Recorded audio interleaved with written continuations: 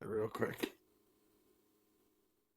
All right, I think we're on camera now officially. So Oh boy. yeah, happy Friday, everybody. Thanks for tuning in to another episode of Semi Related. And as I always often like to remind everyone, there is a reason and a deliberate reason we call it semi related. It is a play on words. So I think we all know where the semi comes in, at least in one sense, right? Around the trucking aspect and logistics. But also like to get to know our guests better. So if you happen to be tuning in, morning, afternoon, evening. It is Friday again, so happy Friday! And before we get on to the way of the weekend, want to have a guest who I've known for some time now, not forever, but a guy I see out on the road show circuit, conferences, etc. And a guy that I've really gotten to know much better over the last probably year or so. And yeah, that's Nate Johnson. I think he goes by the mayor in certain circles. But Nate, welcome to the show, man. Appreciate it, Chris. Glad to be on. It's great to be able to come on and chop up this subject with you. Yeah. Are you back home in Minnesota? Is that safe to say? A rare occasion? Yeah, rare occasion. There's a few conferences going on this week, but I got to stay home. So I'm glad about that. Enjoy some weather, got some time off coming up. So looking forward to that. What were you got a little vacation planned? We got a little cabin in northern Minnesota. We're gonna take a week off and enjoy the lake. So yeah, finally, we really haven't had much time this summer to do that, and the weather has not been. We've been getting a lot of rain. There's a lot of floods up here in Minnesota. Yeah, I saw some news headlines on that. Yeah. Well, I told you before, I don't think there's anything more beautiful than a sunset on Minnetonka. When you're out on the boats, and nothing more inspiring to see some of the abodes, if you will. That's one way to put it, that are on the lakefront there. So, Nate, I want to commit to you that next time I'm up in the Twin Cities area, whether we go to Excelsior or whatever, the landing is amazing, and I miss that. So I'm hopeful to get that. Absolutely. Right. Extended. I'm in northern Minnesota, but I'm on a pretty nice lake too, so you're welcome to come. Shortage of lakes last time I checked in Minnesota, so Minnetonka seems to be them that I've been most exposed to, but I'd love to see the other nooks and crannies up, further north in your neck of the woods. So awesome. Well, Nate, I was trying to think the last time what conference did you and I last connect at? Was it? We're supposed to be at NAFC, but you caught a flight issue or something, I think. But yes, you're right, in Cleveland. Right. Yeah, helping me started on airline issues, I think. There's a lot of people that got stuck out of Dallas that week that didn't make it. Previous to that, it might have been TCA. That's the last memory I have of you, Chris. The last memory. Well, I feel like I see all over, Nate. So again, before we kind of got on camera, you were talking about you've been getting into the podcast scene more and more. I think you mentioned you did what? 5? Was it this particular week or last week? 5 recordings this week, yeah, not including our own. And we do a lot of content ourselves. And we're launching another podcast, which I'm not actually going to be. I'll be involved in, but I'm not going to be actively involved in. And that's through a new business that we just launched called Freight Movement. Awesome. That will be taking off soon. So they're recording a few episodes now. It's called Another Freight FR8 podcast. So okay.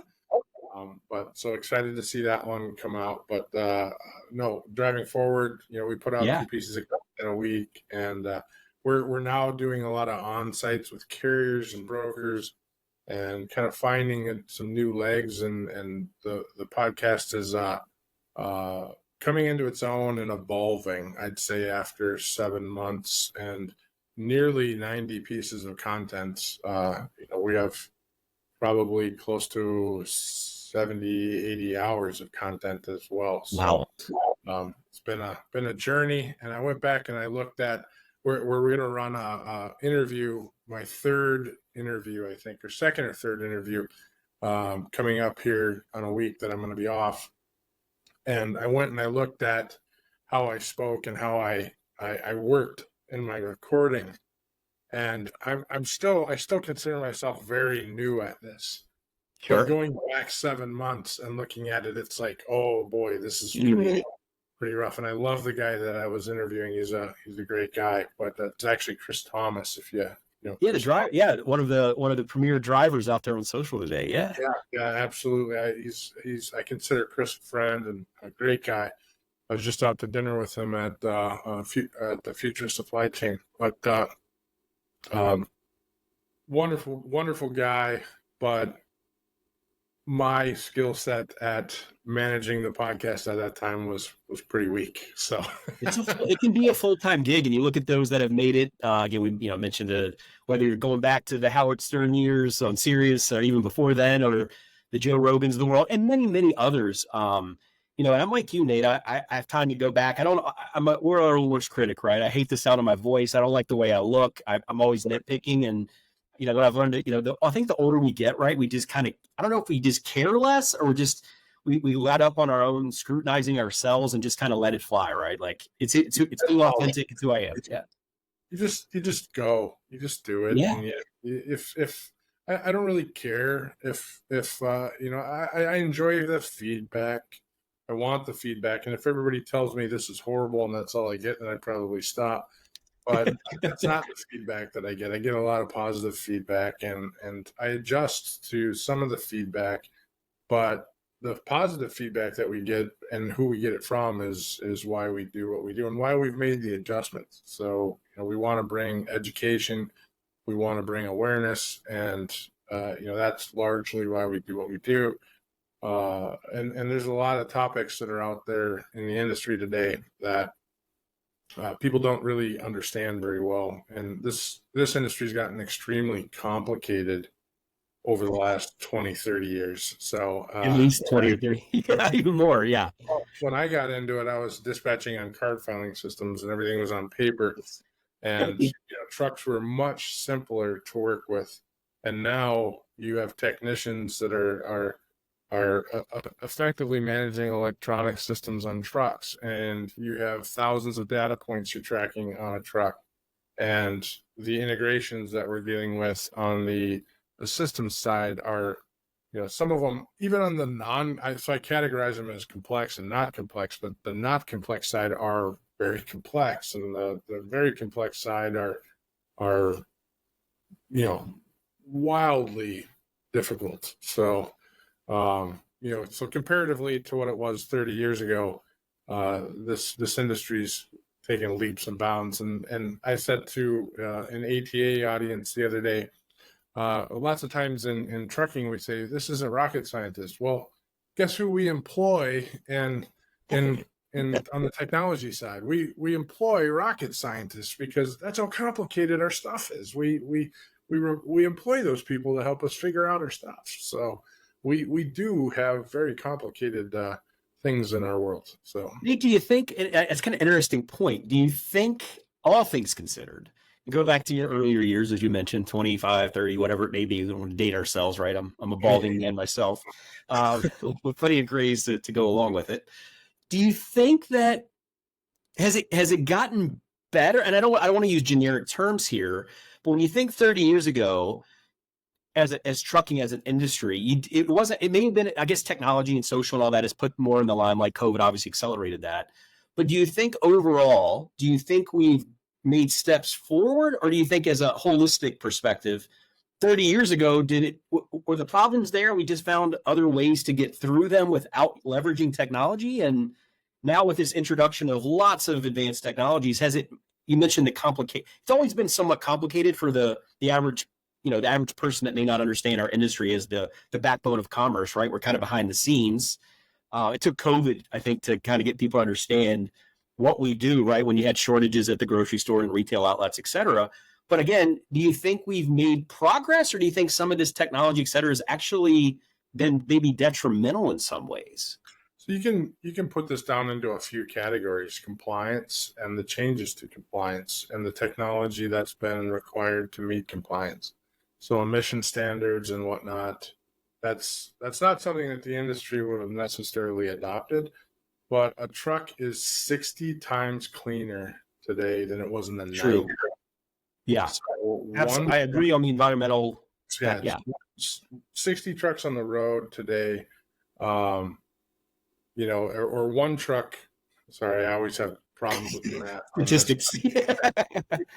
60 trucks on the road today equates to 1 truck on the road in the 90s. So that's wild, right? Is that just in terms of the carbon emissions? Is that the context you're? Carbon emissions, right? Yeah. And so that's wildly cleaner. Yeah. And so that's from compliance standards. You look at hours of service and the reduction in utilization, and so we have to use a lot of tools to make that utilization as optimized as possible. And you guys know a lot about that. Sure. And no matter what you do, that becomes more and more difficult. The more and more hours of service change. Hours of service didn't change forever, and now the two scenario. Yeah. But they didn't change forever, and then they changed quite a bit here over the last few years.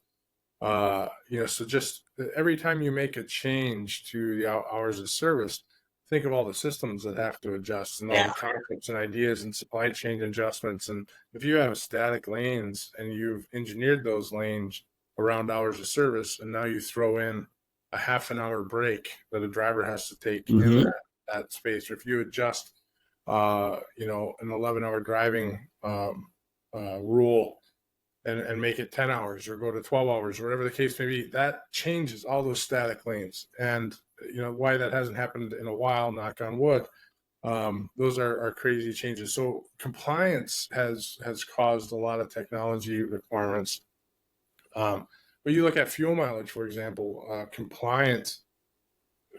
If you look at an ATRI study on the fuel cost side, fuel cost was as high as it is right now, almost, in 2011.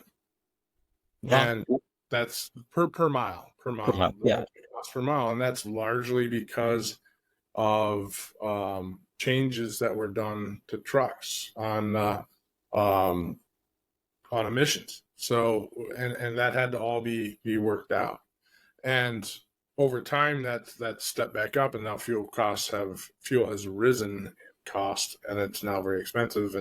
But largely, trucks right now are getting 8+ miles per gallon. If we wouldn't have went through that, we probably would have trucks getting far higher than that in miles per gallon. I just heard about some technology that has a electronic pusher axle on a truck or on a trailer that's extending range on fuel mileage potentially to a ridiculous level. So I don't have all the specifics on that, but so compliance is one thing.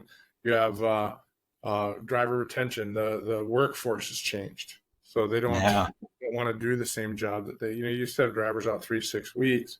They don't want to do that anymore, at all.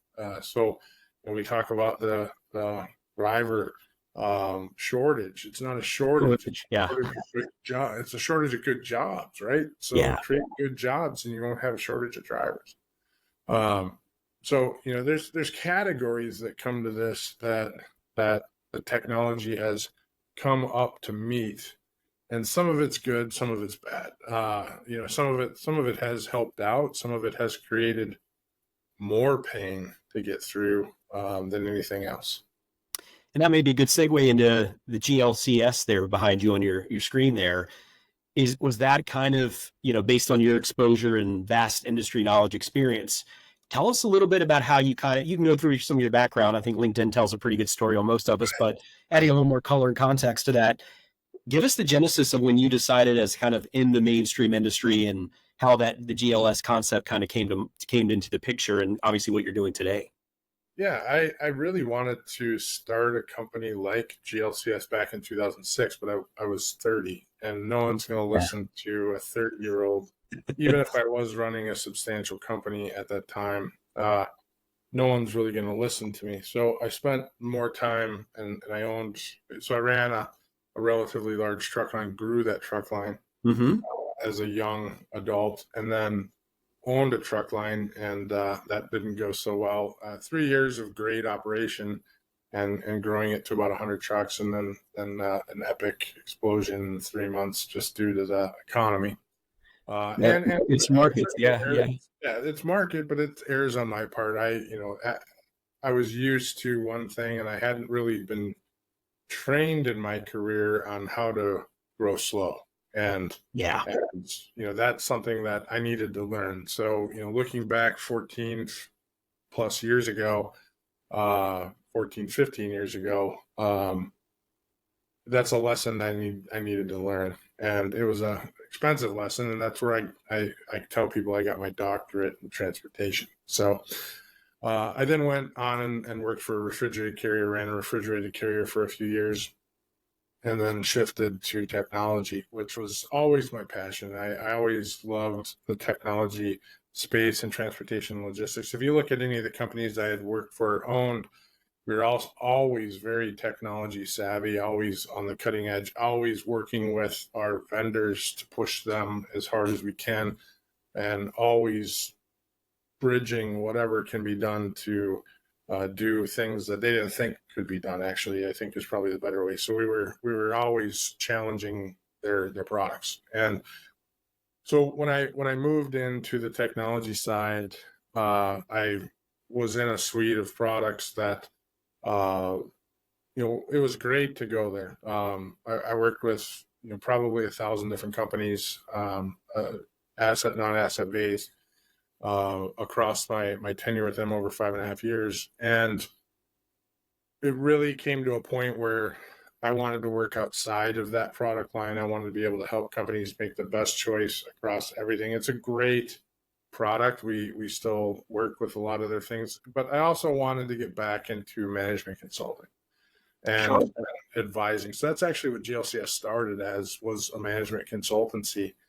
And we weren't really doing any technology consultancy in the beginning. It was turnarounds and and process streamlining and that type of thing.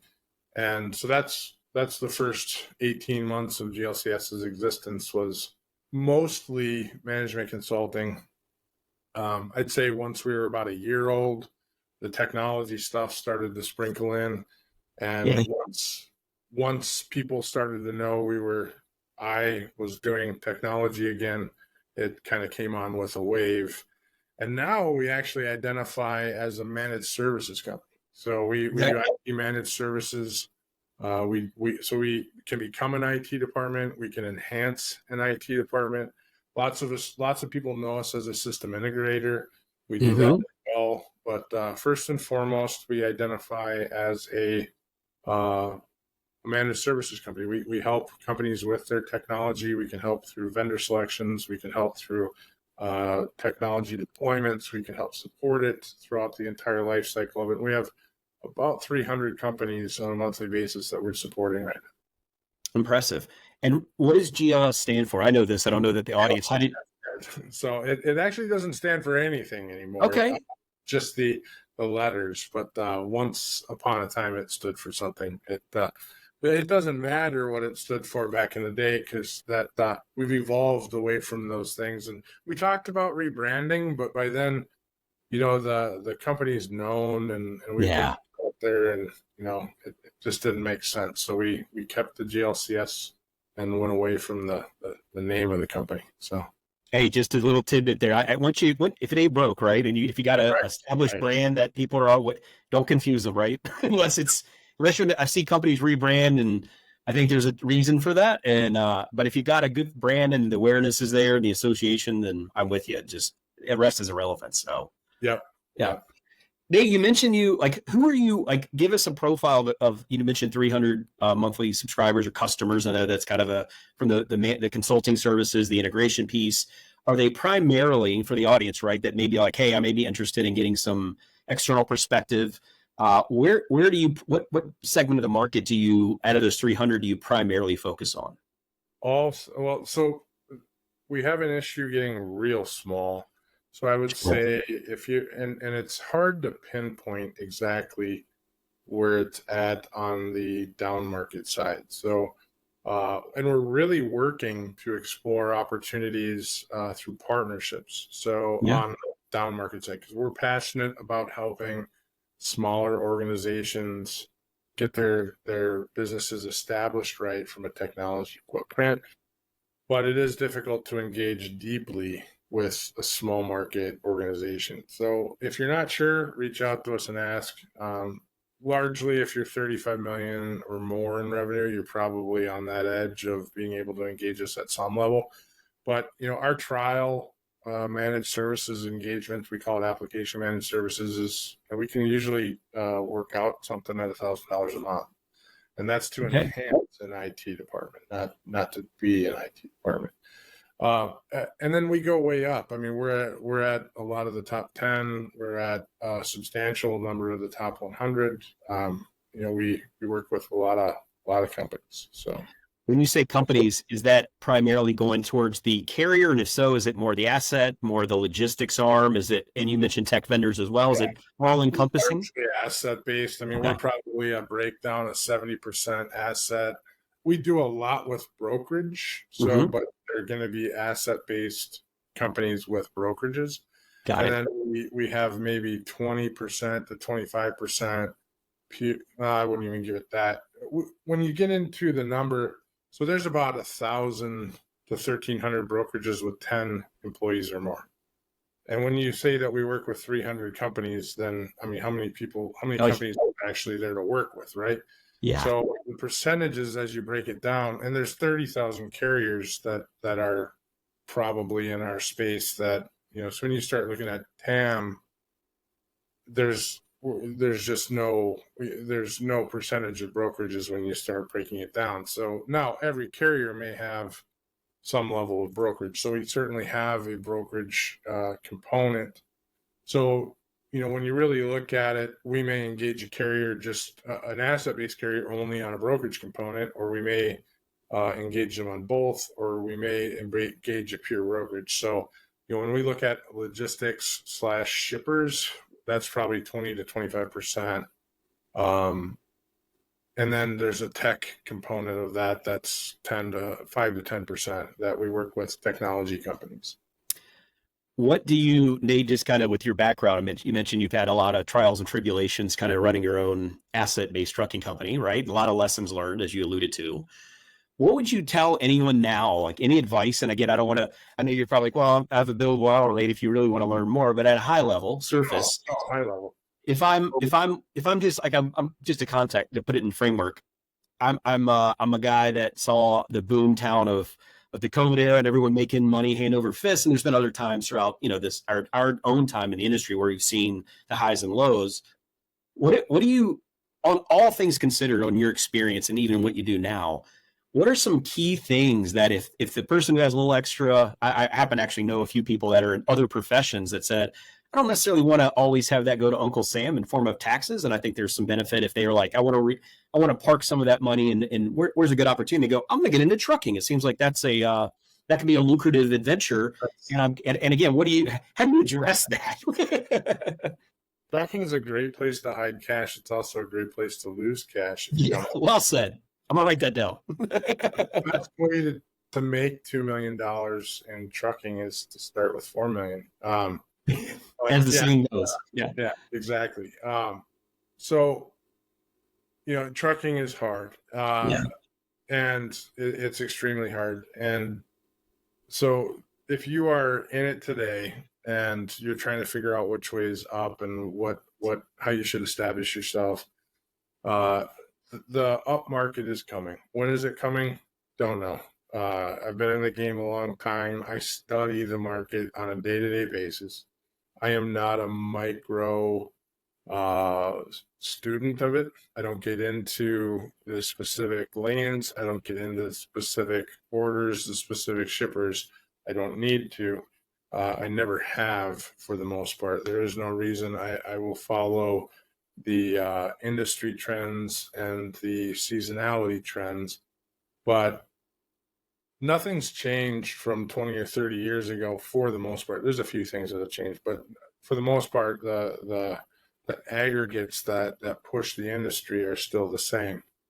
And those are still fairly stagnant. But it is starting to work itself out just by exit. So without making this a market discussion, there's things that you need to do to be ready for when the market turns. And if you're not ready for when the market turns, you're not going to get yourself fixed until the market starts turning back the other direction. So, streamline your processes, lean yourself out, get yourself into a way that you're going to be able to capitalize on those good rates, those good loads, once the market leans out. And how do you do that? Market or lane saturation. So quit going to kingdom come. Start making plans to get off of the spot market. People don't like to hear that sometimes right now, but my pitches to everyone haven't changed in 20 plus years. If you are hauling a substantial percentage of spot market freight, now small fleets, the strategy is a little different. But if you have 100, 150 trucks and you're hauling 50% spot market freight, you should really rethink that strategy and start trying to figure out how to sell into it. As the market starts going up, you'll be able to sell into that. Right now you can't, right? But as the market gets tighter, there'll be shippers that are willing to talk with you, and you can start enacting that plan. You're going to do worse on an up market than you will on a down market, but you're going to do way better on a down market if you have customer freight, if you have that contract freight. And instead of having high highs and high highs are debatable, and it's based upon your negotiation power with your dispatcher and the brokers. You're going to eliminate that, and you're going to have more of a rolling curve through your ups and downs. So get lane saturation going. Get rid of the spider lanes. Get rid of all the things that you shouldn't be doing, and start looking at your receivables. So I think receivables should be a good thing, as long as they're healthy. If you have net 30, net 45 terms, build those up. There shouldn't be a reason to start looking at your loans and determining a plan on how you're going to fix those up. Some companies right now had to survive through COVID, and they had to make some decisions they maybe didn't want to make. And on the upturn, things are going to start getting better. That doesn't mean that you go out and you spend money. That means that you fix the sins of the past. Yeah. Yeah. Do you see, excuse me, you see the headlines, right? The Exodus and a lot of consolidation, some big headlines coming out. Do you feel that the rest of at least this calendar year, you're going to see more? Do you think there's more headlines, for better or worse, right? Whether it's through the consolidation, mergers, and unfortunately some companies that are obviously filing for bankruptcy. Do you anticipate that trend? Have we hit the end of that, or do you suspect we're going to? Yeah, that's going to continue on. It's going to continue on forever. I mean, when is that ever? So the bankruptcies aside, but I don't see that stopping. That, if anything, it's going to get worse here, and it needs to get worse. We still need more equipment to leave the industry, and in a consolidation scenario, this in recent weeks, we've had a couple that kind of come to note that were fairly large. I don't see that being. I mean, that may be a positive in some way, but in a large way, it might be a negative too. Yeah. But to the industry terms, what does that net out for the industry? I mean, I don't see how it's necessarily going to net out to that truck exit that we need. So I didn't even write anything about it online because I was like this. I mean, first off, one of them we saw it coming for months. Maybe not the company purchasing them, and the other one is like that sucks. So I said a long time ago to several people, I'm not going to write anything about companies that close down and are taking care of their people to the best of their ability. So because that sucks. So. Well, you mentioned there's an abundance of equipment and capacity. And again, at every market cycle fluctuation, you do see that recalibration in the purge.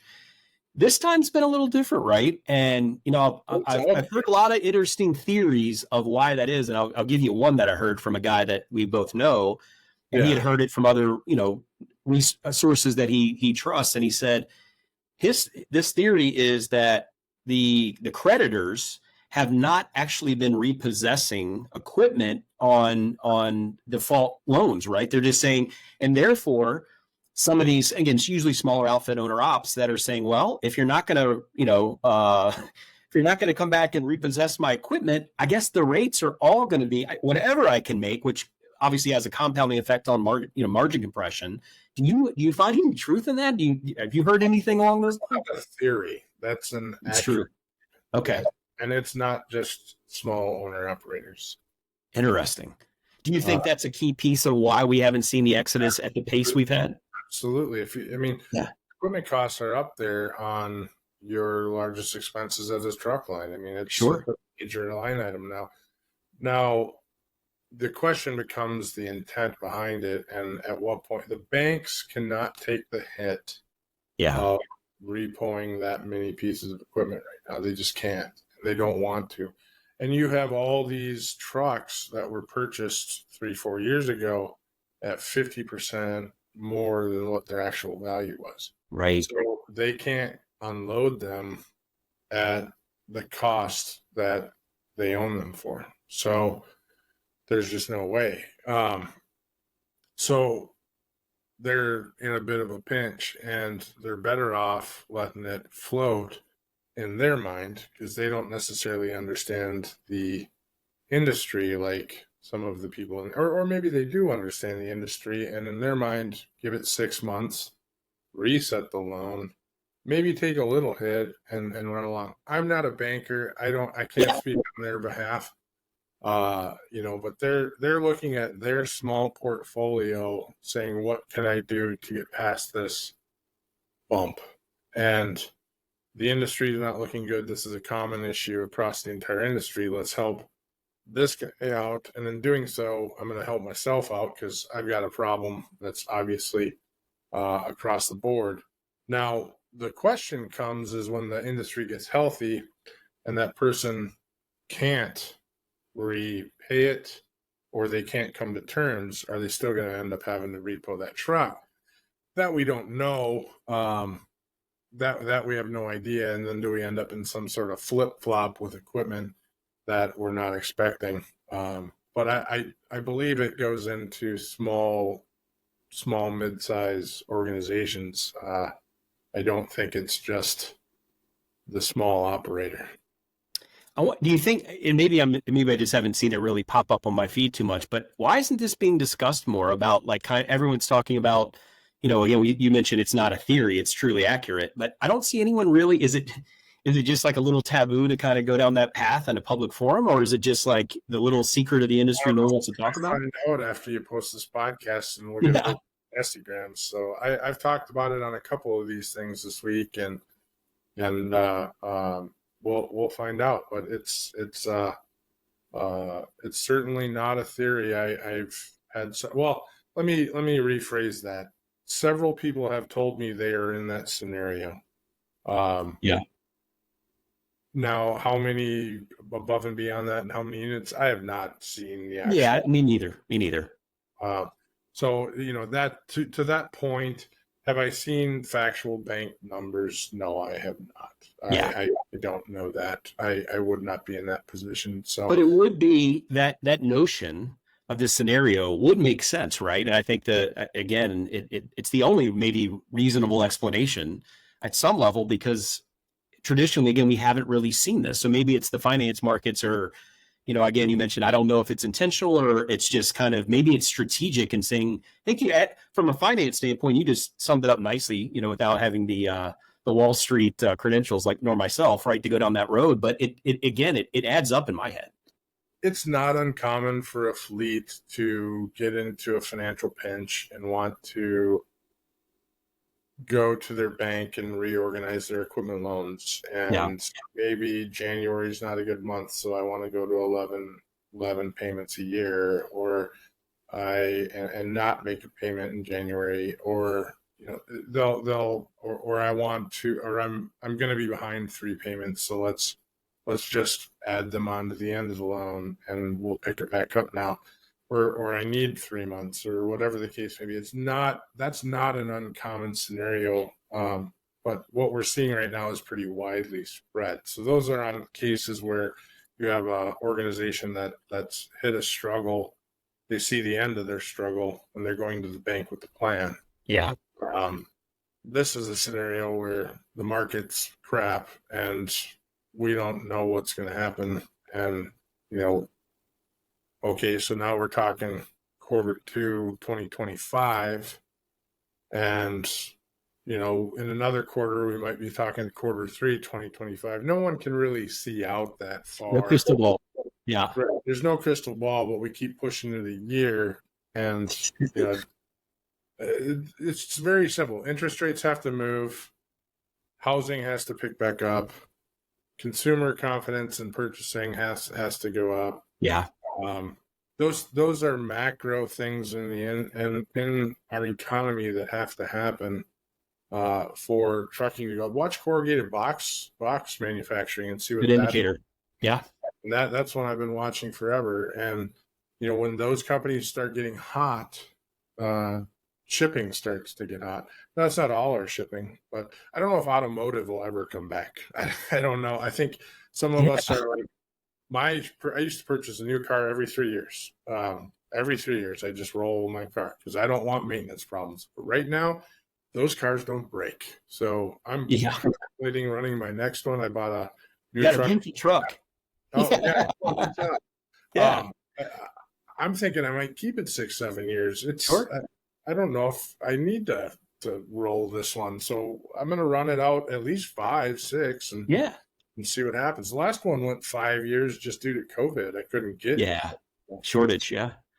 So if everybody's changing their mindset, that's half the amount of vehicles. So if everybody was me and you're now going from 3 to 5, that's not half, but that's close enough to use half the amount of new vehicles that they have to produce. Yeah. People ask me what is the best feature of my own vehicle. I go, well, it's paid off. So I think that kind of stuff that accentuates the point, right? Nate, switching gears a little bit. I know we're both to some extent we talk about the technology side, and I know you have again probably more experience than most seeing that evolution take place. I know you also actively engage on some of the segments of your business of the integration side. We talk about TMS, WMS, YMS, a lot of systems, right? And again, we don't have to go into specifics, at least by vendor names, right? But we talk about TMS. We'll use that one for example.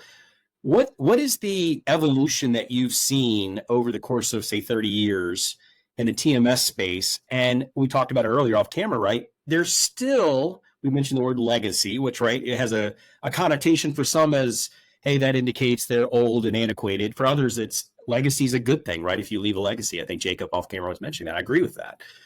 Do you think that TMS has really fundamentally changed over the years, or do you think and that's the reasoning behind some of these players that came up years ago are still very prevalent and predominant? Or do you see a day where there is an entire new evolution of TMS and other vendor partners in the ecosystem? I think this is a debate a lot of folks are having, is especially when you get down the integration discussion, right? How do we balance that if the older generation TMS, as much as they get knocked, and I did a piece on one of the oldest ones, but but a lot of people responded like, again, you can knock it all you want, but it's still there for a reason. And all these new players have not been able to really replace them. I'd love to hear your thoughts just in general on that, again, that evolution. All right. Begin TED Talk. That's here's TED Talk. So, going back 30 years, certainly TMSs have completely evolved from then. They were disparate 30 years ago to a certain level. You had EDI that in many cases were not integrated. In many cases, the mobile communications were not integrated in some situations. And then shortly after that, probably mid 90s, they became integrated. Maybe before that, but I'm trying. Roughly. Young. I was young. So, but that being said, I would call the TMS major evolution was the 90s and kind of early 2000s, where we kind of got into what we would define as today's legacy TMS. And I wouldn't like you said, legacy TMS isn't necessarily a bad thing by any means. So we work with a lot of companies. I've been into probably close to 2,000 different organizations, Mhm. and all of them legacy TMSs for the most part. And they might have a newer TMS, and some of them have 7 or 8 TMS. Yeah, that's And, another discussion. and they're all tied together into something else. And so, but that being said, the future is certainly looking a little different, and has been for a number of years. And I call it the decoupling of the TMS. I don't know where I got that term from. I think I read it, but I haven't been seeing it being used. So, but I've been carrying that term. So I did get it from somebody else. I don't know who. So, but decoupling of the TMS, which and whether you're a legacy TMS, a new TMS, or whatever you want to call yourself, I see the decoupling happening in some way, shape, or form. And what I mean by decoupling is there are companies that are really good at doing one particular thing. Whether, I like to use Qt as an example because they're very unique, and they're doing appointments, scheduling, optimization, and automation. And so Qt is a great example of a decoupling because no one else is doing that. Now there are scheduling programs and processes built into some of the TMSs, but nothing like Qt has. Optimization, lots of the TMSs have optimization. Typically, only a few might have a competitive product to what Optum has. But most of them do not have something like Optum has. And you guys do a great job with that. Thank you. So a great example of a decoupling there. So fuel optimization is another one. So there's lots of components of that. The first example of decoupling is when the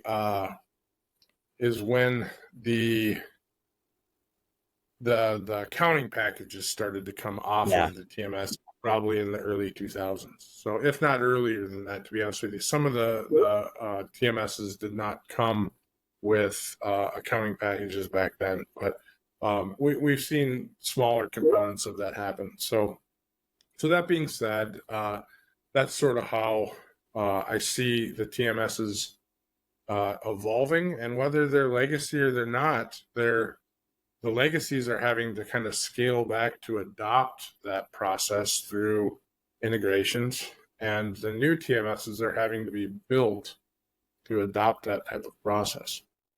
Do you think, Nate, and again, you've seen it all, and I've been in the TMS space years ago, right? So, yes, but you've seen enough. I trust your judgment on a lot of levels. I'll say that just as a precursor, but I think there was, at least in the late 90s or so, when I kind of got into TMS, there was this notion of this one-stop shop, single pane of glass, one source of truth.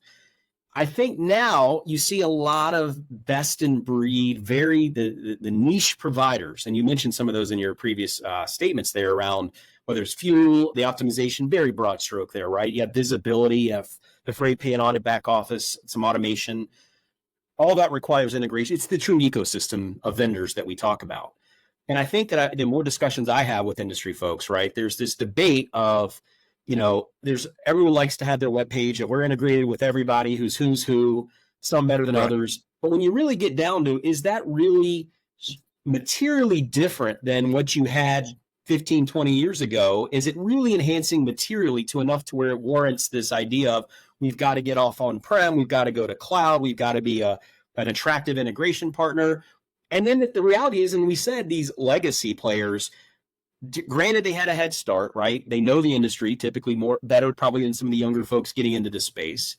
But I'm still torn on this, what is the right path? And just to say we have this integration doesn't always equate into it's a value add, other than just saying we have the integration. So I think this is a debate that a lot of folks are having now. We talk about especially major system migrations, right? And any thoughts on, based on that? I don't know if it's either or, maybe there's a hybrid of sorts, but it does beg the question of, is there a better or Is the alternatives truly better that tech vendors would say, or are the legacy guys having the last laugh going, you guys haven't done anything fundamentally different in terms of a workflow management tool like a TMS that really warrants the level of investment and the difficulty of integrating? Well, I think what's happened, so I'm going to answer one thing and then I'll go to Loaded your question. I'm going to one thing. So what has happened is that the new TMSs have prettier paint. And The that interface. Yeah. yes, correct. So the UI UX is typically cleaner, faster, better, and maybe not better, but it's cleaner and it's faster and it looks nicer. And so when you're doing a 2-hour demo to a small fleet, you get an emotional buy faster. Yeah. And is it a FOMO? Like, I don't want to be left behind? Yes. Yeah. And it is not always the best move to purchase on that. And I can't tell you how many organizations that you walk into that they go, we bought this and it does 75% of what we want it to do, but now I have to buy 2 other systems to make it. And if I just would have stayed where I was at and looked at something else, we probably would have been better off. Or if I would have cleaned up and actually just worked with what I had, it would have been better staying with what I had. Technology does not always solve your problems if you have poor processes. It does not solve your problems if you have poor processes and people that aren't going to follow them. Yes. Putting in it does give you an opportunity to address those processes, but if you have people who are not going to follow processes, I don't care what you buy, it is not going to work. So it is a culture change engagement that you have to deal with. And it does not matter if you're a $1 billion company or a $10 million company, you will crash and burn. And it'll be a very expensive exercise in futility to put it into place. So working with the right organization and understanding that internally, and these are hard projects. They're very hard projects and they can fail. Actually, what is it? 70 or 80% of projects in general don't meet their requirements and fail. So, 20% of projects epically fail. So it's substantial. And you can mitigate that by identifying the requirements which you actually want out of it. So to get back on track to your question, so the legacy guys, the guys who are well established, they've had decades to build out these processes. We see this in the ELD space all the time. We have a company who's been on an ELD, a legacy ELD for 20 years, and they want to move to a new ELD.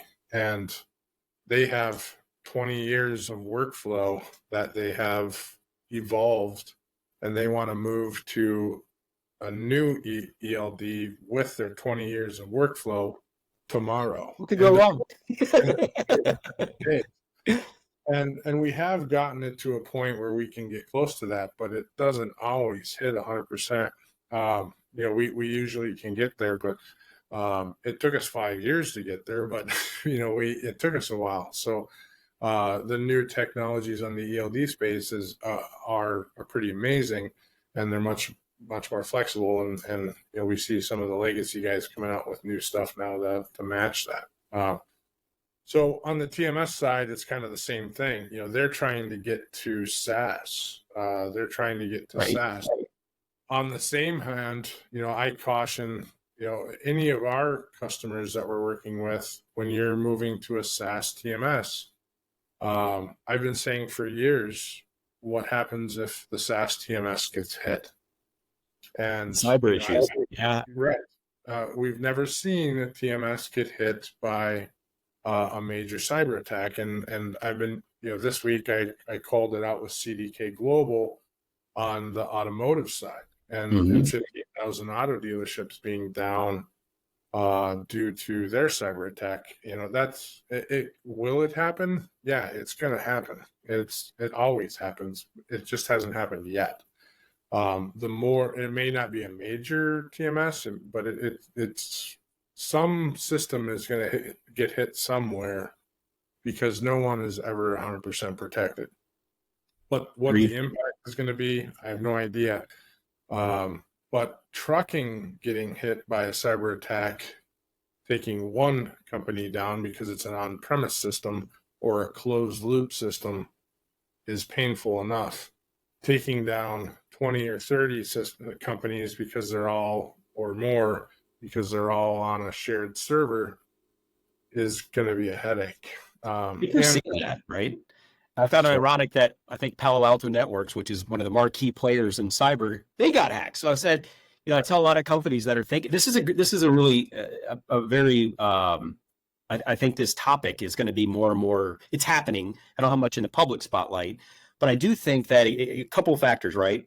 If at the end of the day, whether I'm looking at a true green screen, right, or this fancy, pretty UI, right? At the end of the day, the outputs, that information, it may be less pretty in an older green screen, but at the end of the day, it's still that information's what counts, that output. And then to take it a step further, Nate, if AI is truly going to start really automating a lot of these functions, the question becomes, does the interface even matter? Like if we see, That's right.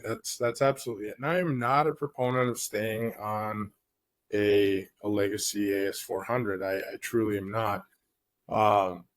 But what I am a proponent of is a company getting what they want and understanding their landscapes so that they can make a decision based upon an educated, or they can make an educated decision based upon the information in their space and understand what is going on. So it is not my decision to make for them. It is their decision to make based upon the information that I and GLCS have.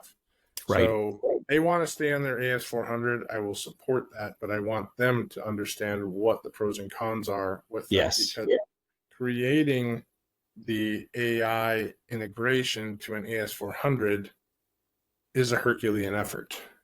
It is. I can't confirm or deny that. It is not. So let me rephrase that. It can be easier, but typically speaking, if you are on a custom AS400, everything you do is boutique. If you are on a legacy TMS, and there are lots of custom AS400 TMSs, we encounter them all of the time. There are some legacy TMSs out there, and if you build into them appropriately, it's possible, but they've been difficult to build into. So if there's something that's regular, that works, that's repetitive, then the AI potential is there. But even looking at a legacy TMS that doesn't have APIs that are widely robust, and you get this with SaaS too. You get a linear API; it's not wide. So not having access to your own data, where you can build your own API to do whatever you want it to, is a limitation. So all of these things are limitations. But with that, with going to SaaS, there's a huge reduction in cost. So huge reduction in cost. On-premise product is absolutely exponentially more expensive. How do we support it? Yeah, you support it, but then, to that point, a SaaS product is probably way more protected than what you're going to protect it on premise. The odds of it getting hit are probably far less likely than you getting hit with your limited resources. So the risk reward seems to be in my discussions, it is a risk reward. So is the upside of migrating from on-prem to SaaS to cloud, and then of course we have the cyber issues, right? And honestly, Nate, I look at cyber as almost like owning coastal real estate. At some point, like you said, it is inevitable that a catastrophic event, be it in a cyber sense or a mother nature act of weather, et cetera, that's where I think it comes down. So if cyber, I talk to companies and we want to migrate, we see the upside, but now then the next release of a major hack happens or a ransomware attack. And then all of a sudden the conversation takes a couple steps back. And I'm trying to, my messaging is there is no guarantee. In fact, I think of cyber as it's almost who's willing to underwrite it, who's willing to insure it. And just like coastal real estate, you're getting to a point now where companies are like, we cannot afford if there's a mass breach, that wipes us out if we're expecting that. There's no foolproof solution. So, no fool. But from a cyber perspective, you have actions you can take ahead of time to plan for it. And the amount of money you put into it ahead of time allows you to have redundancy and disaster planning. Yes. But you said cyber insurance. So step one is getting cyber insurance. Step two is step one, create a disaster plan. Step two, get cyber insurance. Those go hand in hand. But redundancy is your friend, and redundancy can cost money, and your downtime is something you need to discuss. And it's not just a cyber attack. It's a catastrophic event. Western Express got hit by a tornado. They were down a very short period of time because they had a great disaster plan.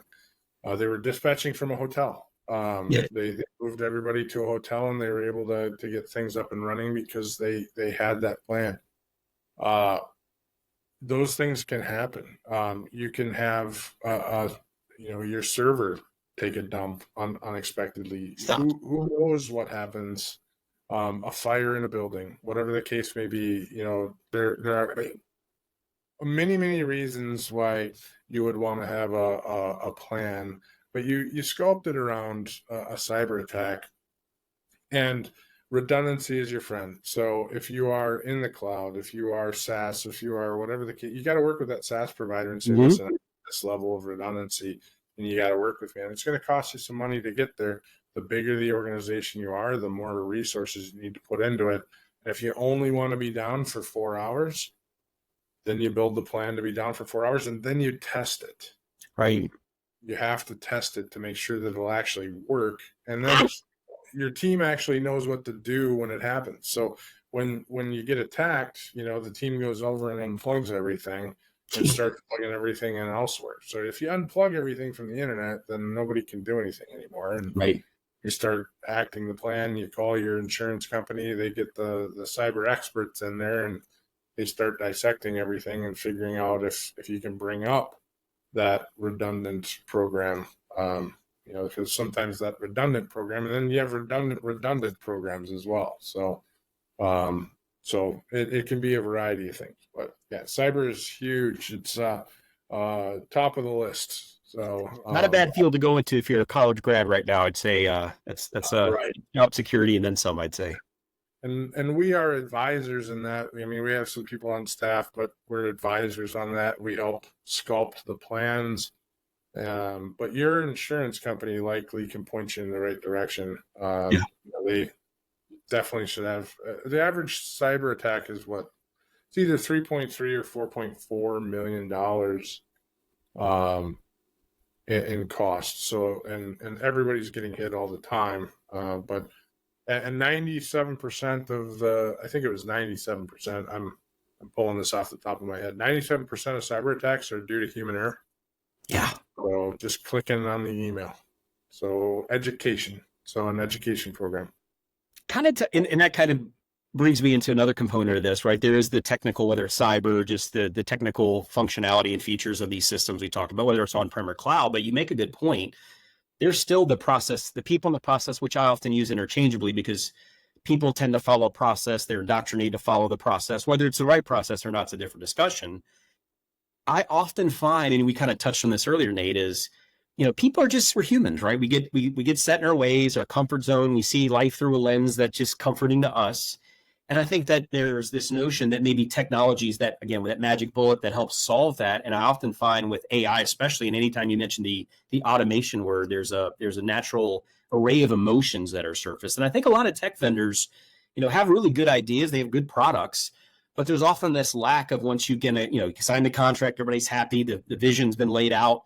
Then you get down to the end user level.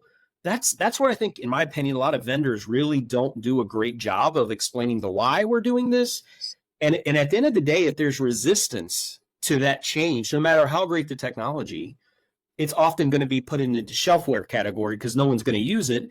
The executive that signed the contract that's never logging in probably regardless is looking at just the high level macro numbers of I can reduce operating cost, or help. If you can reduce my headcount, they're all going like, I got to report to the streets next quarter on the earnings call. Do what you can, especially in a deflationary market.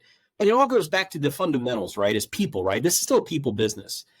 How can we as an industry and as tech vendors or consultancies, et cetera, how do you articulate to those the worker bees that, hey, if you're going to take this journey and adopt this technology, we need to kind of involve you earlier on in the discussion outside the boardroom.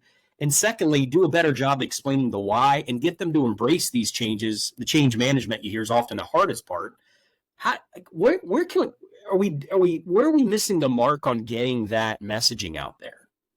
Right. So that's an easy one that we offer up. And so in a large vendor selection and then after purchase, but in a large vendor selection, sometimes pre-purchase, sometimes post-purchase, we will do a change management session for the executive team, and we'll do that early on.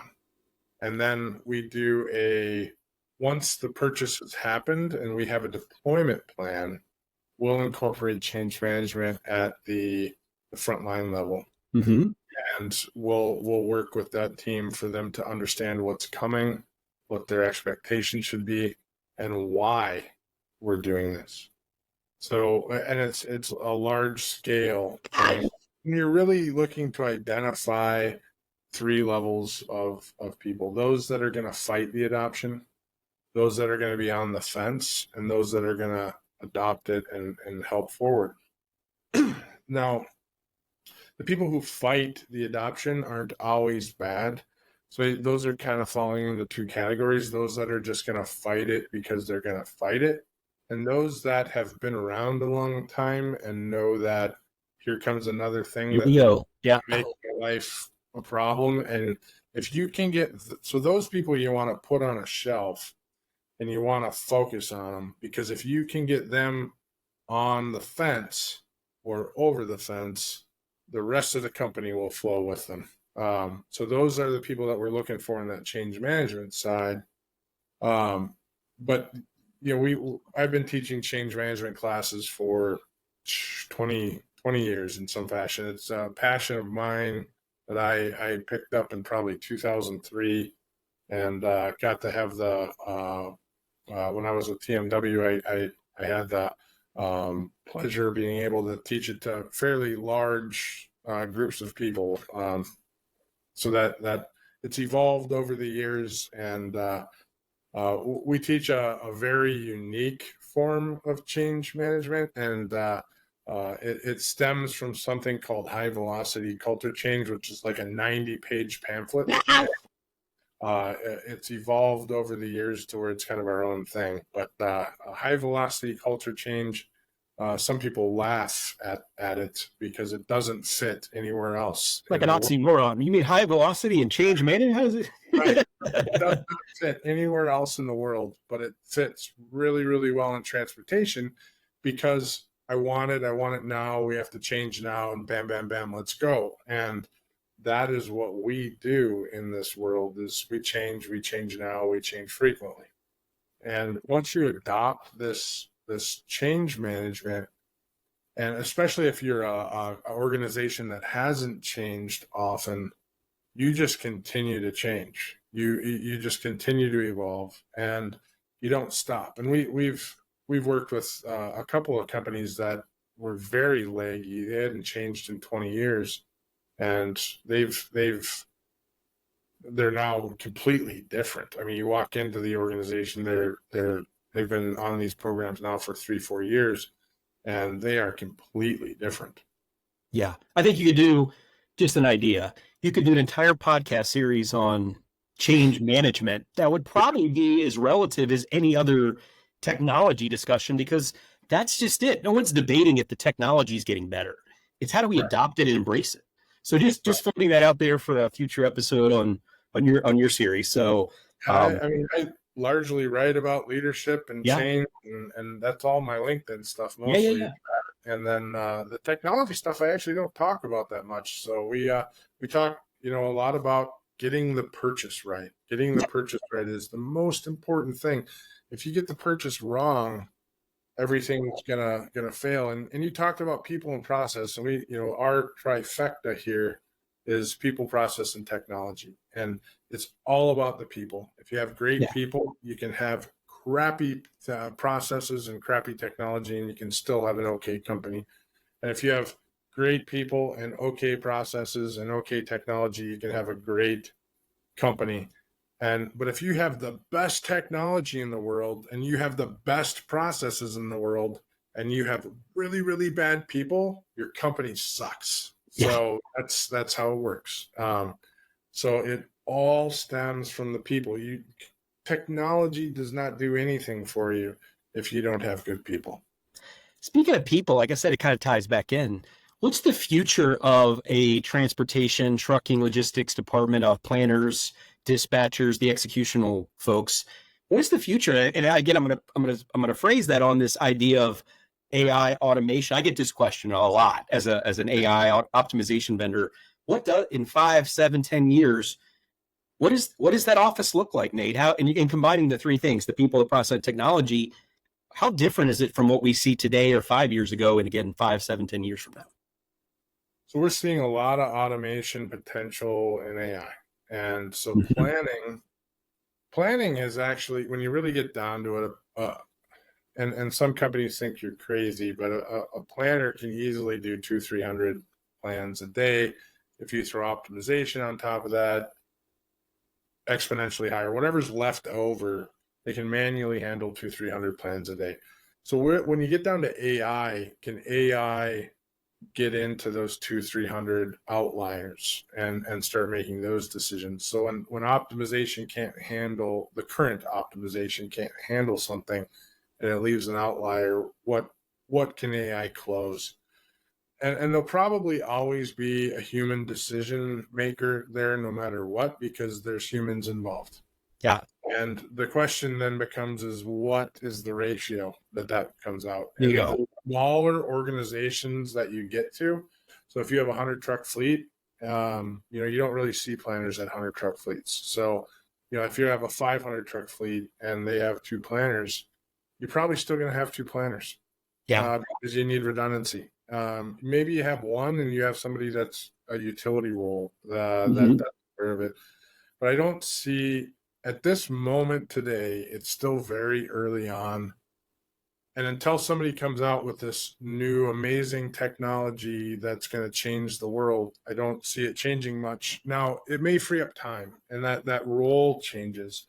So there may be some possibility there, but I don't know that. Now, where I do see it changing is the work that that redundant work, the work that's repetitive, and that's already happening. It's certainly happening on the back office side. I see it happening large reduction scales at big companies. But the small company impact, I even told this to the small carrier committee at the ATA, just ignore AI. So you already have it in place. It shouldn't be a purchasing decision for you unless it's obvious. But don't go out and try to be edgy unless you absolutely 100% understand it. On the large carrier side, it's a whole different scenario because the scales, the economy of scales are different. From a dispatcher perspective, this is a human interaction, and I don't see that happening, and I don't see carriers adopting in 5 years automation from bots talking to drivers. I just don't see that ever happening. Really.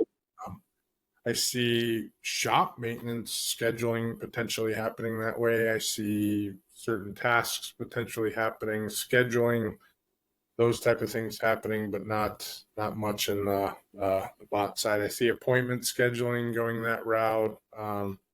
Transactional type work. Yeah, exactly. Yeah. So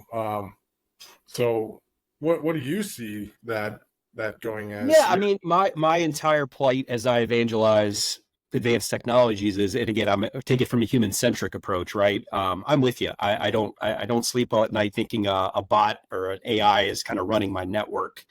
At least not for maybe in my lifetime, at least as, maybe in my retiree years down the road a bit, but who knows, right? I don't want to really, it's all just kind of guesstimation at some point, but I'm with you. I think drivers are humans. And again, this ties in again with the autonomous discussions going on.